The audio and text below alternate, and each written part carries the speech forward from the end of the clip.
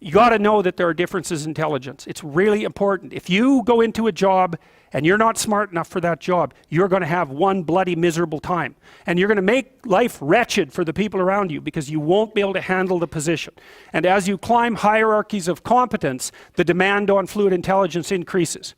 And so, unless you want to fail, you don't put yourself in over your head. Well, what's over your head? Well, that's a tricky thing to figure out. I mean, you have to figure that out with intelligence, you have to figure it out with conscientiousness, you have to figure it out with creativity, you have to figure it out with stress tolerance, with agreeableness, because you want to go into a cooperative environment and not a competitive one if you're agreeable, and with neuroticism, you probably want to keep the stress level of your job relatively low, because those are all places that you can break down. And most people have at least one significant weakness in their intelligence personality makeup, and you got to be careful not to place yourself in a position where that's going to be a fatal flaw.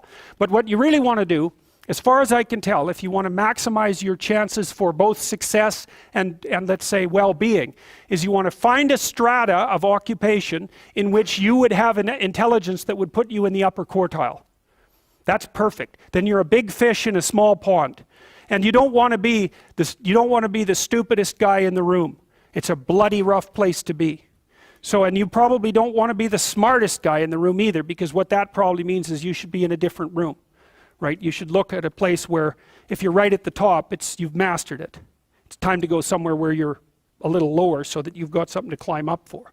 So, and if you're not hyper conscientious, for example, you're probably not going to want a job that you have to work 70 hours a week at, because you're just not wired up that way. You'd rather have some leisure, and like, more power to you. If that's how you're wired up, there's nothing wrong with having some leisure.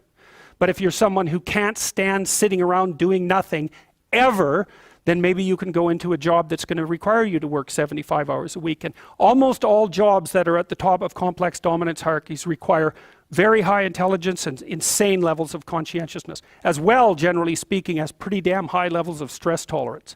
You know, because that can knock you out too, because there's going to be sharp fluctuations in your career, generally speaking, at the higher levels of a structure, and you have to make very complicated decisions, often with very short time horizons.